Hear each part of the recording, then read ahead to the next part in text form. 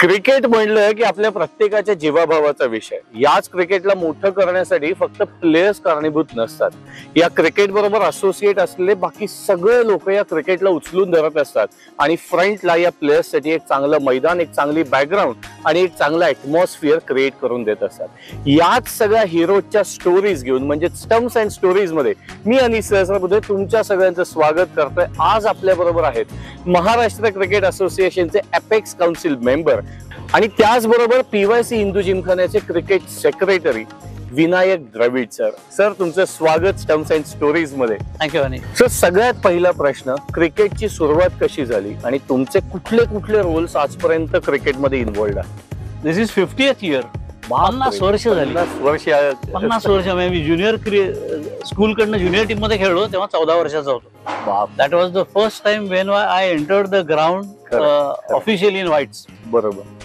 तेव्हापासून आजपर्यंत इतके अनुभव, इतके वेगवेगळ्या टीम्स बरोबर इंटरॅक्शन, वेगवेगळ्या टीम्स बरोबर खेळायला मिळालं, वेगवेगळ्या प्लेयर्स बरोबर. पण हे सगळं पुण्यात सुरू झालं? सगळं पुण्यात. अच्छा. आणि म्हणजे बॉलर होतात, बॅट्समन होतात, लहान असताना सगळे ऑलराऊंडर असतात? मी शाळेत लेग स्पिनर होतो आणि मी ज्युनियर कॉलेज, आमच्याकडे शाळा 11वी पर्यंत होती. बरोबर. मी 12वीला SP कॉलेजला जॉईन झालो.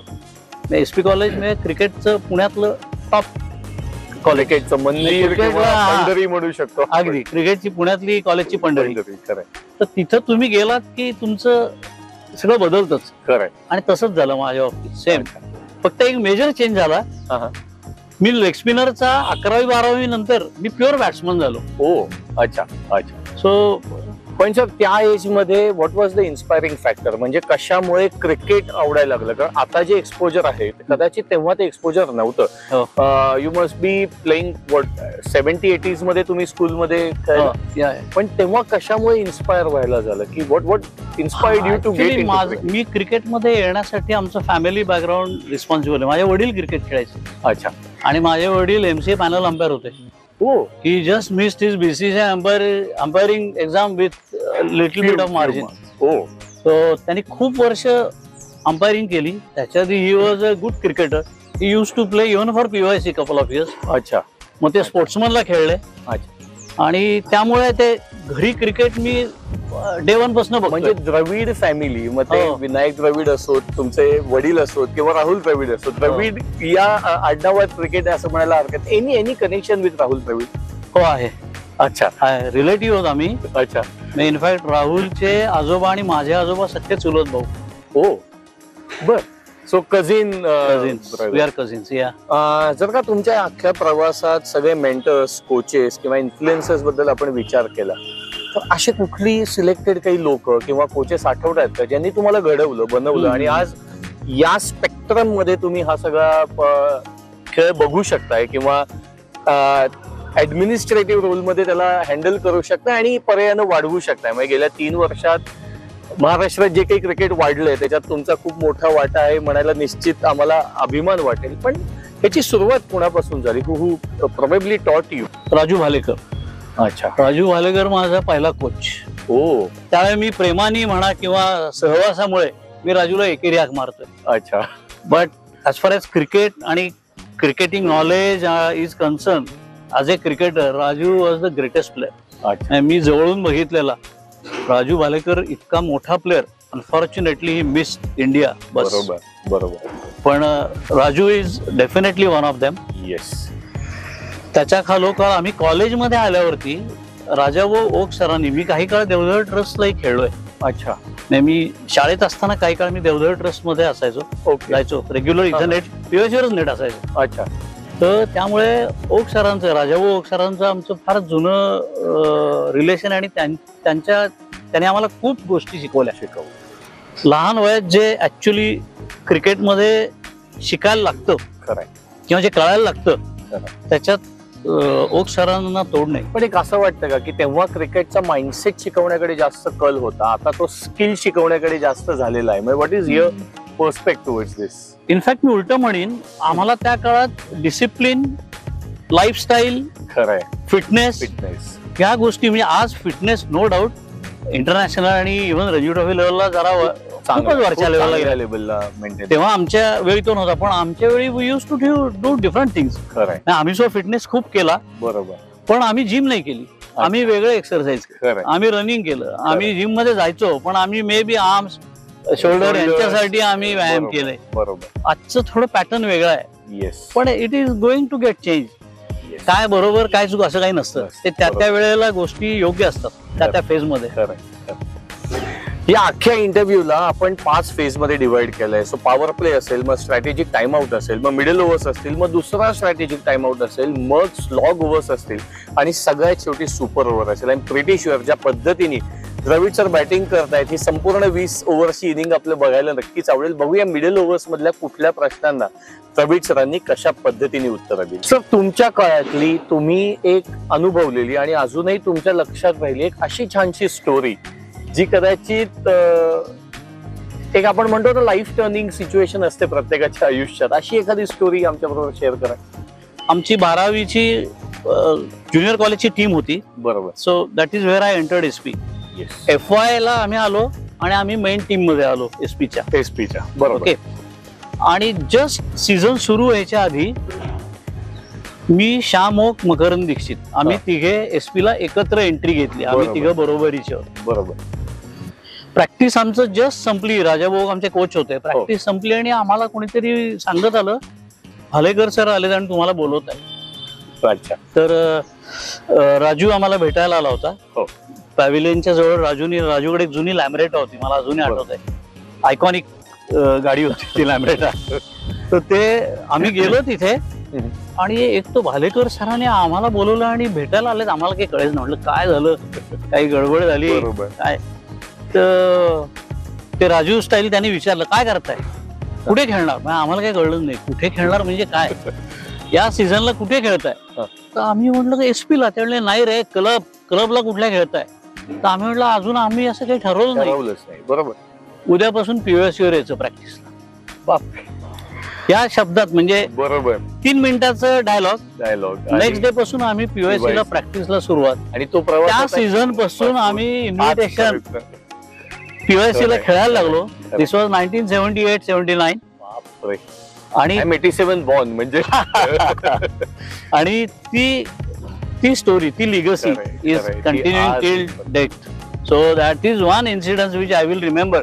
की POS सारख्या मोठ्या क्लबला, आणि राजू तेव्हा वॉज अ स्टार. तो रणजी ट्रॉफी कॅप्टन होता, महाराष्ट्र काय वेझोनचा कॅप्टन होता. सगळ्या मोठ्या प्लेअर बरोबर खेळायचं आणि त्याचं नाव इतकं मोठं होतं. मला असं वाटतं की जसं तुम्ही म्हणलात की तेव्हा जे डिसिप्लिन, ऑनेस्टी किंवा जी शिस्त लावली गेली, कदाचित त्याच्याच बॅकग्राऊंडवर किंवा तोच वारसा घेऊन आपण एखाद्या क्लब बरोबरच एवढी वर्ष अजूनही टिकून आहोत. म्हणजे जे आजकालच्या प्लेयर्स मध्ये आपल्याला बघायला मिळत नाही की थोडं काहीतरी बेटर मिळतंय म्हणलं की प्लेयर्स आज स्विच होतात. याच्याबद्दल सर खरंच ऐकायला आवडेल. कारण आजच्या जगात प्लेयर्स फार सेल्फिश झालेत. I will not blame them. हे प्रत्येक ह्युमन बिंगचं नेचर आहे. आणि काही वेळा थोडं सेल्फिश व्हावं माणसाने. पण आपण at what cost we are, आपण कोणाला डिश करून काय करतोय ह्याचं भान ठेवायला पाहिजे. एथिकल सेल्फिश असं. एथिक्स आणि इंटिग्रिटी हे जे दोन विषय, याच्याविषयी सध्या फार नॉट अ गुड सीन. खरंय. कदाचित हा रोल किंवा हा अप्रोच कमिन्समुळे आला का? कारण की कमिन्स मध्ये तुम्ही 30 वर्ष जॉब केलेला आहे, वेगळ्या रोल्स मध्ये केलाय, त्यामुळे तो कुठेतरी एक कॉर्पोरेट अँगल तुमच्या कामात आम्ही MPL मध्येही बघितलाय, MCAच्या सगळ्या फंक्शनिंग मध्ये बघतोय आणि PYCचा आज बदलतं रूप जे काही आपण आपल्याला दिसतंय. 100% अँगल कमिन्सला तो ते श्रेय द्यायला आवडेल. 100%. काय, मी 30 वर्ष कमिन्स मध्ये होतो. बरोबर. मी 1981 ला जॉईन केली कमिन्स. 2011 पर्यंत मी होतो. त्या 30 वर्षाच्या जर्नीत इतकं शिकायला मिळालंय. कॉर्पोरेट वर्ल्ड मधली प्रत्येक ऑलमोस्ट सगळं मी शिकलो त्या 30 वर्षात. खरं. आणि आय रेड की तुम्हाला अवॉर्ड्स पण 3 मोठे अवॉर्ड्स मिळाले Cummins, which go along with values, leadership, integrity, ethics आणि या सगळ्याच्या रिलेटेड. तर मला हे वाटतं की याची सगळ्याचं ज्याला आपण म्हणतो की याची सुरुवात किंवा याचे रूट्स हे सगळे क्रिकेटशी जोडलेले आहेत का? There is a big connection between cricket and corporate world. मी नेहमी म्हणतो की ज्या लोकांनी, ज्या क्रिकेटर्सनी कॉर्पोरेटमध्ये काम केलंय, ज्यांनी कॉर्पोरेटमध्ये काम करून क्रिकेटमध्ये काम केलंय, हे बेस्ट कॉम्बिनेशन असतं. करेक्ट. कारण का तू म्हणल्याप्रमाणे गोष्टी प्रोफेशनली करण्याकडे कल असतो. करेक्ट. अनबायस्ड गोष्टी Approach करण्याकडे करायला. अप्रोचेस असतो. सिस्टमॅटिक काम करण्याकडे कल असतो.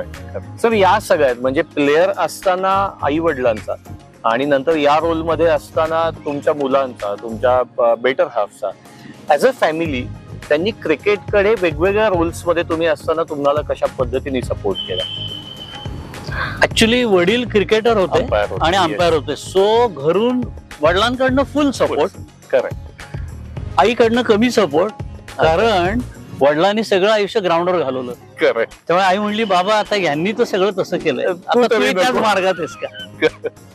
नाही सपोर्ट असं नाही, पण तिचं प्रत्येक आईचं ते सपोर्ट हा, आणि प्रत्येक आईचं शेवटी ते मन आहे, हा सारखा बाहेर असतो, हा घरात नाही, मला भेटत नाही, प्रेमापोटी. त्यातला पार्ट 2 मी असा सांगेन हा. की after marriage I got similar support from my wife. अच्छा. पण तिला क्रिकेटचं काही माहित नव्हतं, हो. शून्य. त्या म्हणजे मुलीच्या तिला- कुठल्या? ती पुण्याच्या? मुंबईची. मुंबईत. आणि लव्ह मुंबईची. मॅरेज की अरेंज मॅरेज?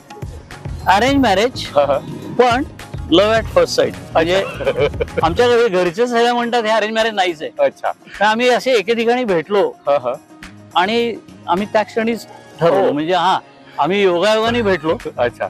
एका कार्यक्रमात नाते किंवा- कार्यक्रमात. करेक्ट. अच्छा. सो ती आहे मुंबईची. पहिला मूवी एकत्र कुठला बघितला? अवघड प्रश्न. एकदम बाउन्सर येतात ना एकदम कधी-कधी. बाउन्सर. हो बाउन्सर एकदम. नाही आठवायला लागेल सिरियसली. I don't remember. ठीक आहे. त्याच्यावर मी मार खाईन. हे कदाचित एवढंच रील बनवून आम्ही हा, द्या, द्या, द्या. मॅडम नक्की द्या. पहिला मूवी कुठला मी आधीच सांगितलं मी मार खाईन, पण हरकत नाही. Yes. One story I told about support बरोबर. Before marriage. पण बरोबर. मला लग्नानंतरही बायकोचा प्रचंड सपोर्ट मिळाला. ओके. मी सकाळी 7:30 साडेसातला कमिन्सला जायचो, 5 पर्यंत ऑफिसमध्ये असायचो. 5ला डायरेक्ट पीवायसी द्यायचो. बापरे. 5ला पीवायसी येऊन मी 7 पर्यंत प्रॅक्टिस करायचो. तिथून मी तेव्हा एक प्रोफेशनल कोर्स करत होतो. अच्छा. मटेरियल्स मॅनेजमेंट मध्ये. हो. त्या कोर्सला जायचो आणि रात्री घरी जायचो. सो विच वॉज म्हणजे थोडस ते हे होतं 15-16 hours hours of the day. आणि थोडस तो इनजस्टिस म्हणेन मी खरंय. फॅमिलीवर. पण ती सिच्युएशन तशी होती, काही गोष्टी त्या त्यावेळी करायला लागतात. आता माझी मुलगी सुद्धा वेगळ्या फील्डमध्ये काम करते. हो. She is into entertainment field. Yes. ती टीव्ही सिरियल, सिनेमा, डिरेक्शन याच्यात ती प्रोफेशनल आहे आणि मोठं काम आहे ते. मोठं काम आहे. म्हणजे तिची अशी इच्छा आहे, मी तिची इच्छा आता बोलून दाखवतो. काय हो. पुढे काय माझ्या लाईफ मध्ये पुढल्या 2 वर्षात 3 वर्षात काय आहे, मला माहित नाही. ती म्हणते तू एमसीए वर थांबू नको, तू वरती जा अजून. वा वा. असं तिची इच्छा आहे.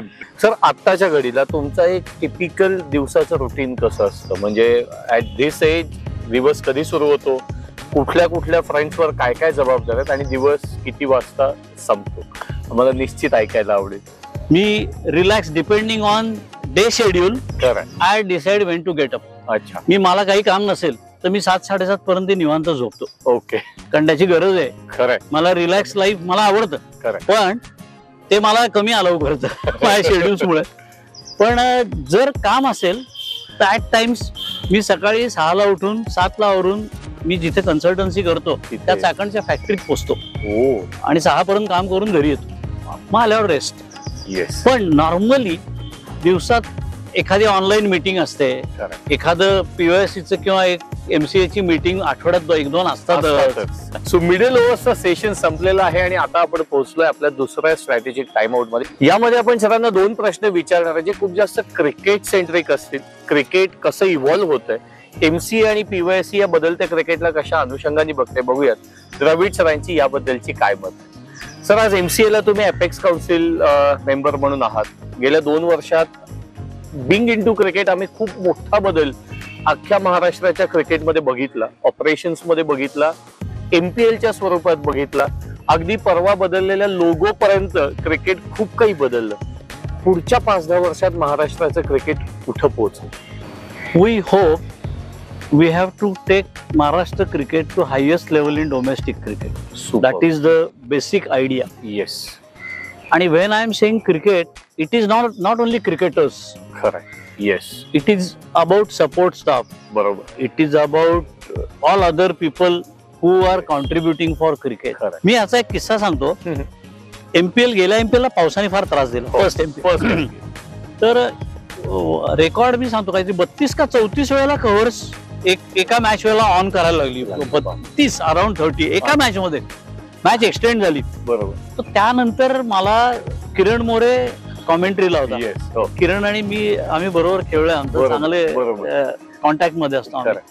मला किरणनी सांगितलं, विनायक तू एक काम कर, असं एक्सेप्शनल जॉब इथं जे तुझे ग्राउंड्समन करतायत मी कुठेही पाहिलेलं नाही.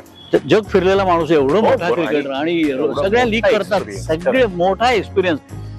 तर तेव्हाच मी त्याला म्हणलं की आम्ही 100% किरण मध्ये तू सांगतोय म्हणून मी तुला आता उलट सांगतो. आम्ही त्यांना एक उत्तम जेवण देणार आहोत, पार्टी देणार आहोत, त्यांना आम्ही कॅश देणार आहोत आणि त्यानंतर आम्ही रेकॉग्निशन करणार आहोत प्रेसिडेंट रोहित दादांच्या. सो डिझर्विंग माणसाला आता एमसीए मध्ये रेकग्निशन मिळणार, रिवॉर्ड मिळणार, अवॉर्ड मिळणार, या पद्धतीने एमसीए चाललंय. आणि वी एक्सपेक्ट की समोरूनही त्याचं व्हॅल्यू केली जावी, त्याची जाणीव ठेवून रिस्पेक्टिव्ह एरियामध्ये काही लोकांनी चांगलं काम करावं. कारण it cannot be one way traffic. असं नेहमी एक डिस्ट्रिक्ट वाल्यांची ओरड असते की डिस्ट्रिक्ट कडे एमसीए दुर्लक्ष करतं. पण आज मी बघतोय की गेली माझा स्वतःचा डिस्ट्रिक्ट जर का सोलापूर बद्दल बघायचं तर सिलेक्शन ट्रायल सोलापुरात होत आहे. आज रणजी टीम सोलापुरात येऊन खेळतीये हेच आम्हा सोलापूरकरांना कदाचित खूप मोठी गोष्ट आहे. पण व्हॉट अबाउट अदर डिस्ट्रिक्ट? कशा पद्धतीने डिस्ट्रिक्ट कडे एमसी आता बघताय किंवा अपेक्स काउन्सिल बघता?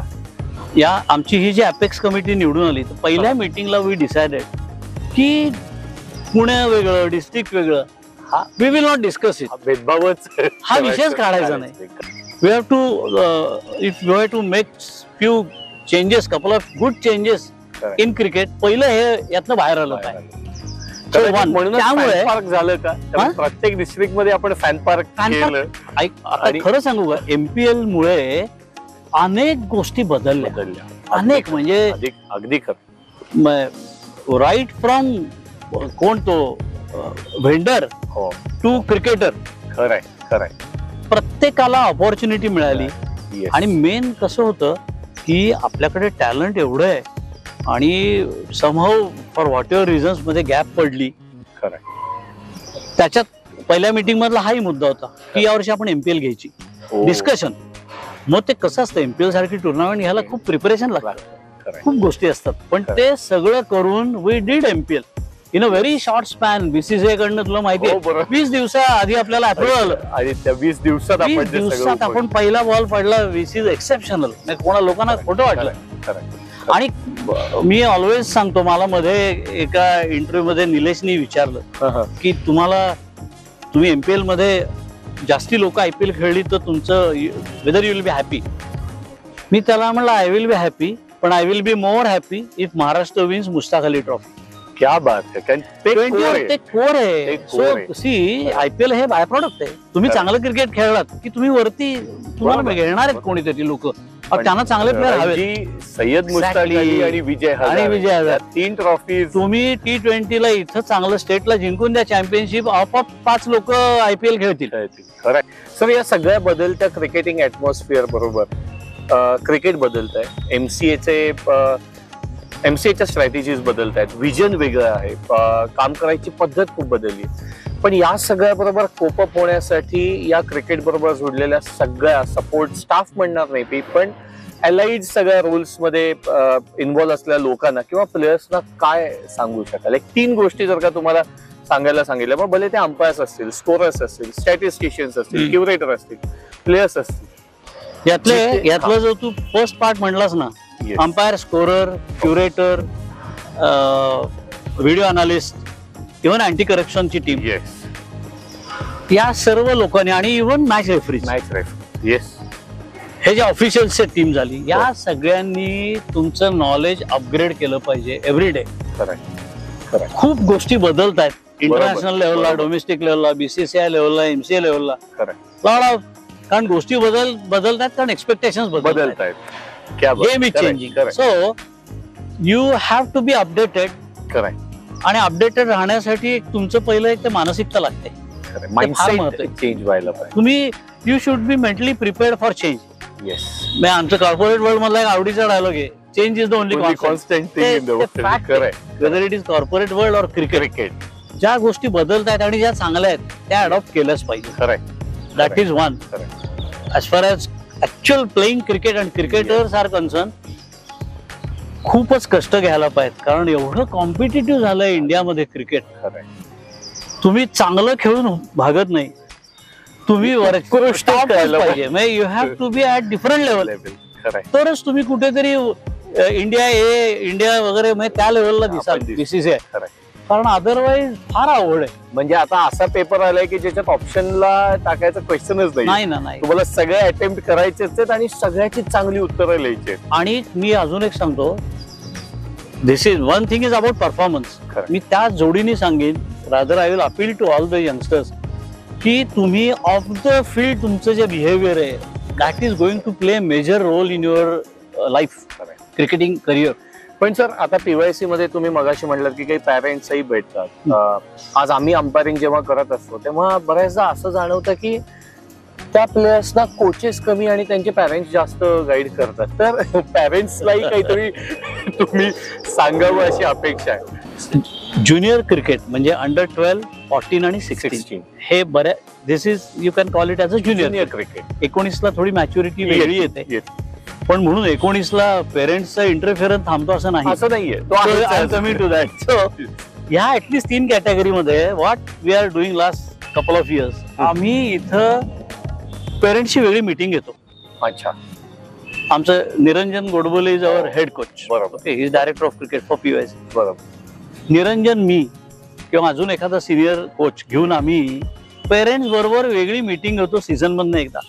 क्या बात. आणि त्यांना डूज अँड डोंट सांगतो.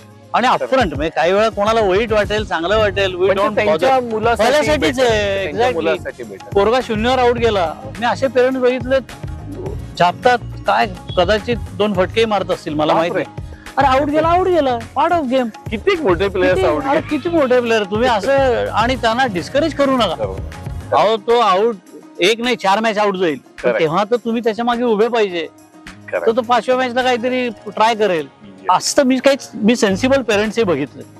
सो असं काही नाही की जे ज्यांना कळतं, ज्यांची मॅच्युरिटी चांगली आहे. आता त्याच्यातही मला वाटतं त्यांचं फॅमिली बॅकग्राऊंड, त्यांचं शिक्षण, त्यांच्या अवतीभोवतीची लोक, त्यांना इन्फ्लुएन्स करणारी लोक, त्याच्यावर घडतंय सगळं. स्ट्रॅटेजिक टाइम आउट झालंय आणि आता आपण पोहोचलोय स्लॉग ओव्हर्स मध्ये. या स्लॉग ओव्हर्स मध्ये आपण एक प्रश्न सरांना विचारण्याचं कन्क्लुडिंग नोट, आणि त्यानंतर सुपर ओव्हर होईल. ज्या सुपर ओव्हर मध्ये सरांना आपण 10 फास्ट फायर क्वेश्चन्स विचारू आणि त्या क्वेश्चनची उत्तरं द्यायला सरांना फक्त 1 किंवा 2 सेकंद मिळणार आहेत. आणि शब्द, त्या सगळ्या प्रश्नांची उत्तरं त्यांना 1 किंवा 2 शब्दात द्यायचे. त्यामुळे बघूया शेवटचा एक कन्क्लुडिंग नोट वाला प्रश्न आणि फास्ट फायर राऊंडला सर कशा पद्धतीने फेस कर. सर, स्लॉग ओव्हर मधले शेवटचे 2 प्रश्न. सगळ्यात पहिल्यांदा पीवायसी च क्रिकेट आणि MCA च क्रिकेट, काय बदल, काय नाविन्य, आणि त्याच्यात तुमचा रोल, तुमची थॉट प्रोसेस आणि याचा end result. I start with PYC. Yes. कारण पीवायसी माझं पहिलं प्रेम आहे आणि ते कायम राहणार आहे. करेक्ट. मी गेले 6-7 वर्ष या रोल मध्ये आहे. बरोबर. ॲज अ पीवायसी सेक्रेटरी आणि मॅनेजिंग कमिटी मेंबर. करेक्ट. तर एक पहिलं मी असं सांगेन, या क्लबची फार मोठी लिगसी आहे. बरोबर. 116 वर्षाची लिगसी आहे. बरोबर. सो अनमॅच्ड, म्हणजे कोणी जवळपास येऊ शकणार नाही. करेक्ट. देवधर सरांच्या थॉट प्रोसेस मधनं सुरू झालेला क्लब आहे. बरोबर. प्रोफेसर DB देवधर सर, त्यामुळे त्याची सुरुवात तिथून आहे. मी क्विकली गेल्या 5-7 वर्षात ऍटलिस्ट मी माझ्या परीने काय कॉन्ट्रीब्युट करू शकलो, I would like to share. Yes.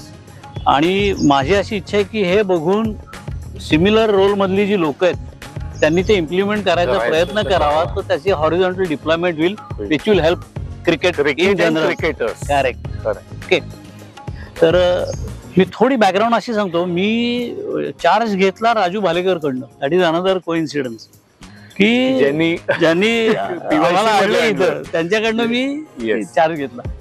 पण दुर्दैवाने असं झालं की तो चार्ज फार चांगल्या पद्धतीने, म्हणजे कसं, राजूची हेल्थ बरी नव्हती, इट वॉज नॉट वेल, आणि he expired in that second bypass surgery. He could not sustain that.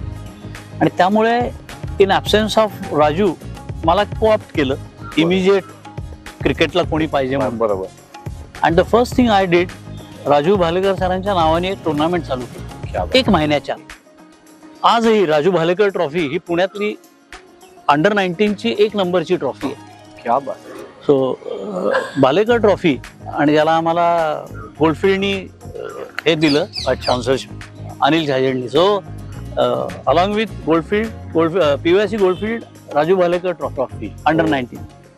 So एका स्पेस राजूची कायम इच्छा होती यंग मुलांना चांगल्या टुर्नामेंट मिळू दे, चांगल्या मॅचेस मिळू दे. खरं. आणि गेल्या 6 वर्ष ही टुर्नामेंट होतीये. त्यातनं प्लेयर्सना अतिशय चांगले अपॉर्च्युनिटीज मिळाल्या आहेत. अनेकदा ही टुर्नामेंट सिलेक्शन टुर्नामेंट म्हणून MCAनी पाहिलेली आहे. ओ, आम्ही डिस्ट्रिक्टच्या टीम बोलवतो याच्यात, कंबाईंड डिस्ट्रिक्ट. अच्छा. So that it Because entire state. खरं हे नुसतं पुण्यापुरतं ठेवायचं नाहीये खरं. आम्हाला पहिल्यापासून. 1 नंबर 2, BCCIनी जसं 23 रिइंट्रोड्यूस केलं, 25 ते 23. बरोबर. There was no tournament for under 23 category. So I thought आपण त्यांना काहीतरी वेगळं दिलं पाहिजे. इन्व्हिटेशन लीग आहे विच इज कॉमन. बरोबर. तिथं 17 वर्षाचा खेळतो, 40चाही खेळतो. खरं. सो एक्सक्लुझिव्ह एज ग्रुपला मिळत नाही काही. खरं. म्हणून आम्ही एक PYCनी फ्लिटगार्ड फिल्ट्रम म्हणून एक कंपनी आहे, त्यांच्या बरोबर they were also interested, equally interested अच्छा. In sponsoring some event for us. तर आम्ही त्यांच्याबरोबर PYCनी कोलॅबरेशन करून आम्ही 23 साठी PYC फिल्ट्रम अशी एक एक्सक्लुझिव्ह टुर्नामेंट चालू, ओनली फॉर 23. आणि मग depending on BCCI schedule, MCA schedule, आम्ही कधी ती 1 डे खेळवली, कधी 2 डे खेळवली. अरे वा. आम्ही तर त्याची फायनल मॅच एकदा PYC वर 4 डे मॅच.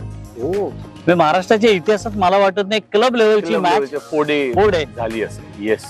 त्या प्रेसमध्ये मी यांना सांगितलं, रिपोर्टर्सना, की या टुर्नामेंटची फायनल मॅच 4 दिवसाची. त्यातले निम्मे लोक मला नंतर म्हणले 4 दिवस मॅच टिकतच नाही. आणि ती मॅच 4थ्या दिवशी शेवटच्या ओव्हरला PYCनी जिंकली. ओ, मॅन्डेटरी ओव्हरला PYC आणि केल्डन्स मॅच झाली. PYC won the match on the last over of 4th day. ओ, कसं 4 दिवसाचं क्रिकेट तुम्हाला स्टेटला जाऊन खेळायचंय, त्याची इथं काय मॉक ड्रिल नाही, रिहर्सल नाही. 4 दिवसाला बॅटिंगला कसं प्रिपरेशन करायचं पोरांना कळत नाही. इनिंग बिल्ड कशी करायची, थांबायचं कसं, खेळून कसं काढायचं, एखादा प्ले कसा मेंटेन, सगळ्याच गोष्टी, अनेक गोष्टी आहेत. ते एक्सपोजर मिळावं या इच्छेने आम्ही या गोष्टी करत आलोय. सो आणि हे PYC या बॅकिंग शिवाय शक्य नाही. आणि याच्यामुळे इतक्या मुलांना ऑपॉर्च्युनिटीज मिळाल्या आहेत. मला सगळीकडनं लोक फोन करतात, ही टुर्नामेंट कधी, ती कधी. त्याच्यातच त्याचं यश आहे. खरंय. Okay. Yes. Coming back to MCA. तू जसं म्हणलास गेल्या 1.5-2 वर्षात बेसिकली आम्ही एक 2-3 मी तुला गोष्टी सांगतो. What we have decided to work with systems. खरंय. आणि ते ओव्हरनाईट होत नसतं. लेट मी टेल यू, इतकं मोठं आणि कॉम्प्लेक्स ऑपरेशन्स आहे की आता 1.5 वर्ष होऊन गेलं. आता आम्हाला फील येतोय की now we are going towards right path direction. खरंय. As far as systems and processes are concern. So that is first. Number 2, आमच्याकडे रोहित दादा पवार आमचे प्रेसिडेंट आहेत, आणि त्यांच्या लिडरशिप खाली एवढ्या ट्रान्सपरंट गोष्टी करतो आम्ही. कारण मी म्हटलंय माझं तर पहिलं टर्म आहे. काही आधीची लोक सांगतात की आम्ही एवढं transparent process we have experience, पण सी दॅट इज अप्रोच. प्रत्येकाचं वर्किंग स्टाईल वेगळी असते किंवा लोकांची परसेप्शन वेगळी असतात. पण इथं that is another point. We have decided will keep transparency. सगळ्यात महत्वाचा पॉइंट, फोकस इज क्रिकेट. खरंय. डायव्हर्ट करायचं नाहीये. आपण प्लेयर्सना बेस्ट काय देऊ शकतो ते द्यायचं. आणि त्याचं पहिलंच हे काय होतं, रिझल्ट, आउटकम, तर एम्पिल. सुरुवात जस्ट. नॉट ओनली दॅट, आपण यापूर्वी वुमन्ससाठी आणि गर्ल्ससाठी इन्व्हिटेशन किंवा MCAच्या टुर्नामेंट नसायच्या. आपण वेगळ्या पद्धतीने सिलेक्शन करायचं. आपण गेली 2 वर्ष वुमन्स सिनियर, अंडर 19, अंडर 15 प्रत्येक एज ग्रुपला टुर्नामेंट घेतोय आपण. मी थोडस मागे लागून सारखी झालेली एखादी ऍक्टिव्हिटी, स्पीड स्टार सारखी झालेली. स्पीड स्टार तेवढं मोठं आहे. 142 ने टाकणारा प्लेअर आपल्याला मिळाला, आपल्याला माहितीच नाही. आपल्याकडे आहे 140 ने टाकणारा. आणि it is not about only speed. आपण त्यात काय केलं, speed star was the heading. बरोबर. आपण त्याच्यात चांगली ऍक्शन, चांगले स्विंग करणारे बॉलरही वेगळे काढले. एक टॅलेंट हंट आहे ना. It's a talent hunt. आणि it is not only about आणि तो स्पीड. हा इंटेरियर्स मध्ये झाल्यामुळे तिथल्या लोकांना खूप मोठा 10,000 प्लस कॅन्डिडेट्स होते. 10,000 लोक. फक्त फास्ट 110 आणि मुलींनी टाकलाय का अंडर 19च्या. Okay, so that is one. आपण आता म्हणलं officials, umpiring, scoring, video analyst, या सगळ्यांसाठी गेल्या 1-2 वर्षात एवढे ट्रेनिंग प्रोग्राम, एक्झाम, ती त्याची प्रोसेस सेट करणं, ती ट्रान्सपरंटली सांगणं, त्याच्यासाठी क्युरेटर्सचा कोर्स आज आणि उद्या क्युरेटरचा कोर्स चालू आहे. सो या ज्या गोष्टी आहेत ना, सी तुमचं इंटेन्शन चांगलं असलं ना, बरोबर सगळ्या गोष्टी घडतात. जनरली माणसाचं जर प्रोफेशन वेगळं असेल, म्हणजे सोर्स ऑफ इन्कम, बरोबर, आणि तो क्रिकेटमध्ये काम करत असेल तर रिझल्ट्स आर बेटर. आणि he can work unbiasedly, he can work with the process. He will not deviate नाही, सिलेक्टिव्ह अप्रोच नाही, तो नॉर्मली डेव्हिएट करणार नाही. एखादी गोष्ट माझी ब्रेड अँड बटरच म्हणलं की त्याच्याकडे बघायचा पर्स्पेक्टिव्ह स्वाभाविक बदल. आणि मी काय, I will not blame anyone. शेवटी तो माणूस आहे. आणि when it comes to bread and butter, it is difficult to comment. Exactly. मग ते स्वतःच माणसं थोडी सेल्फिश झाली होतात. You can't help it. Okay. Perugate Bhave high school मध्ये 1974 सालापासून क्रिकेटशी जुडलेलं आणि 1978 सालापासून PYC मध्ये क्रिकेट खेळणाऱ्या विनायक द्रविड सरांचा प्रवास खरंच खूप इन्स्पिरेशनल आहे. ज्या क्लब मध्ये त्यांनी खेळायला सुरुवात केलं, आज त्याच क्लबचे क्रिकेट व्हर्टिकलचे ते सेक्रेटरी आहेत, महाराष्ट्र क्रिकेट असोसिएशनच्या अपेक्स काउन्सिलचे मेंबर आहेत आणि एक खूप मोठा विजनरी माणूस या इंटरव्ह्यू मध्ये दिसलं. बघूया या फास्ट फायर राऊंडला, म्हणजे सुपर ओव्हरला विनायक द्रविड सर कशा पद्धतीने हँडल करतात. सर 10 ते 12 प्रश्न विचारेल. तुम्हाला विचार करायचा नाहीये, विचार न करता स्पॉन्टेनियसली जे पहिलं मनात येईल, जे कदाचित ट्रिकी आहे, काही गुगलीज आहेत, काही वर्कर्स आहेत, काही बाउन्सर्स आहेत. सुपर ओव्हर आहे, त्यामुळे मी पण तेवढ्याच ताकदीनं बॉलिंग करणार आहे आणि तुम्हालाही तेवढ्याच ताकदीनं बॅटिंग करावी लागेल. सगळ्यात पहिला प्रश्न, सगळ्यात आवडतं cricket ground. Cricket ground PYC. सगळ्यात आवडता क्रिकेट प्लेअर राहुल द्रविड. एक क्रिकेट मधली मेमोरेबल इव्हेंट जी अजूनही लक्षात राहते. World cup 1983. अच्छा. चहा की कॉफी? चहा. क्रिकेट मधला एक रूल जर का बदलायचा तुम्हाला चान्स दिला तर तुम्ही कुठला रूल बदलायला? Extra bowler. Extra bowler. फार बॅटिंग डॉमिनेटेड झालंय क्रिकेट. जर का भारत सोडून तुम्हाला दुसऱ्या कुठल्या देशाला सपोर्ट करायला सांगितलं तर भारतानंतरची क्रिकेटची आवडती टीम? न्यूझीलंड. एक शब्द ज्याच्यात तुम्ही क्रिकेट डिस्क्राईब करा. लाईफ. दिवसभर क्रिकेट खेळल्यानंतर जर का रिलॅक्स व्हावं वाटलं तर कुठली गोष्ट करायला आवडेल? फॅमिली बरोबर टाइम स्पेंड करायला. क्रिकेट मध्येच नसला असतात तर कमिन्सच्या जोडीला अजून कुठल्या गोष्टीत असला असता? मी डेफिनेटली कुठल्या तरी स्पोर्ट्स मध्ये असतो 100%. Specific sport? ऍक्च्युली मला kho kho is my favourite sports. सगळ्यात आवडती मूवी? शोले. क्रिकेट सोडून कुठला स्पोर्ट्स पर्सन आवडतो? स्पोर्ट्स पर्सन प्रकाश पदुकोण. अच्छा. DRS पाहिजे की DRS नकोय? तुमचं वैयक्तिक मत apart from all this profiles. DRS पाहिजे. Best cricket commentator for? Boycott. अच्छा. T20 का टेस्ट? टेस्ट. एखादं हिडन टॅलेंट जे तुमच्यात आहे आणि जे फक्त तुम्हालाच माहित, ते आज आम्हाला जाणून घ्यायचं. Management skills. तुम्हाला म्हणजे तुमच्यावर जर का आम्ही मूवी करायची ठरवली तर तुमचा रोल कुठल्या ऍक्टरने करावा असं वाटतं? ओ अरे यार, डिफिकल्ट. सर 2 सेकंदात उत्तर. अरे सुबोध भावे. क्या बात आहे, खूप छान sir. Super over. Fantastic. Sir corporate मध्ये तुमचं काम आहे, क्रिकेट मध्येही तुमचं एवढं काम आहे, या सगळ्याच बरोबर समाजाबद्दलची जाणीव तुमची खूप जागृत आहे, जाणवतं बोलताना. कारण तुम्ही जसं म्हणलात की आपण एखाद्या प्रोफेशन मध्ये असू किंवा आपण एखाद्या गोष्टीमध्ये इन्व्हॉल्ड असू तर क्रिकेटला आपण एका वेगळ्या अँगलनी बघू शकतो. तसंच कदाचित समाजाबद्दलही आहे की आपला माइंडसेट असेल तर आपण या समाजाचं देणं लागतो, ही एक भावना आपल्या सगळ्यांमध्ये असते.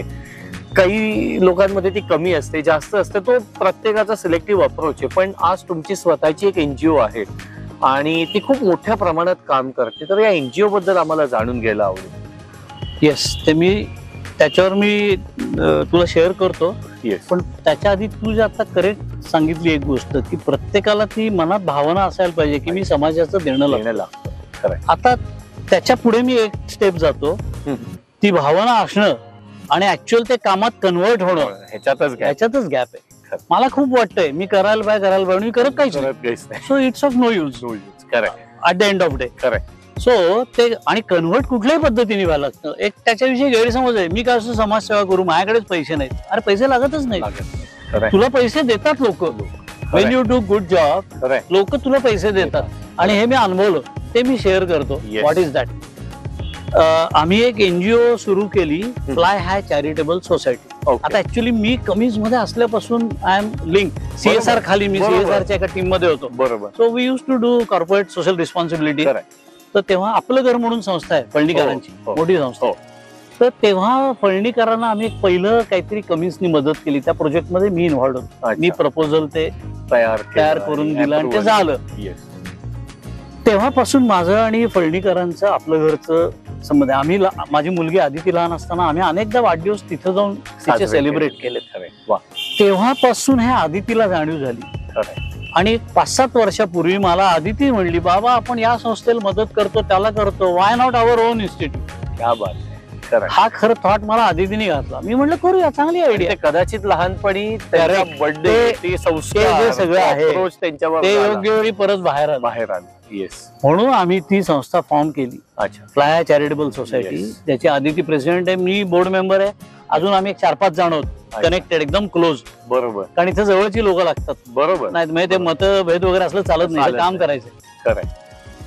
आम्ही पहिलं ते सर्टिफिकेट घेतलं, सगळं झालं. पहिले काही वर्ष तुम्हाला एटीजी मिळत नाही. बरोबर. डोनेशन मिळत नाही. आम्ही हे केलं आणि सगळ्यात मोठं पहिलं हर्डल आलं तर कोविड सुरू झालं. आणि इनफॅक्ट कोविड मध्ये आम्ही सगळ्यात जास्ती काम केलं. तेव्हा आमच्याकडे एटीजी नसताना आम्ही 2 मोठे प्रोजेक्ट मी शेअर करतो. बऱ्याच गोष्टी केल्या.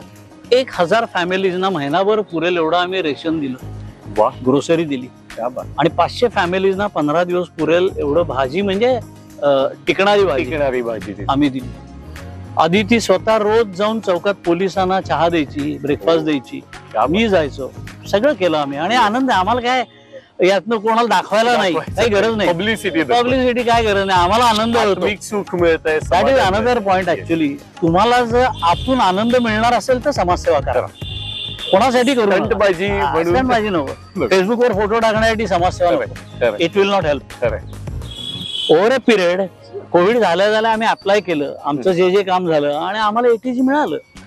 So now today we are having ATG approved NGO. आणि आम्ही मोठी कामं केली आहेत. आम्ही बेसिकली स्कूल इन्फ्रास्ट्रक्चर आणि हायजीन या 2 ह्याच्यात जास्ती कामं करतो. तर आम्ही बरेच शाळांमध्ये बाकं द्यायचे, त्यांना खाली सर्व बसायला फरशा नव्हत्या कित्येक ठिकाणी, ते दिलं. फॅन लावून दिले, कॉम्प्युटर्स दिले, बऱ्याच गोष्टी अनेक शाळांमध्ये केल्या. सो हे चालू राहिला प्रवास. कदाचित मी पुढे जाऊन I will spend more time into it. Correct. माझी इच्छा अशी आहे. खूप छान. Yes, done.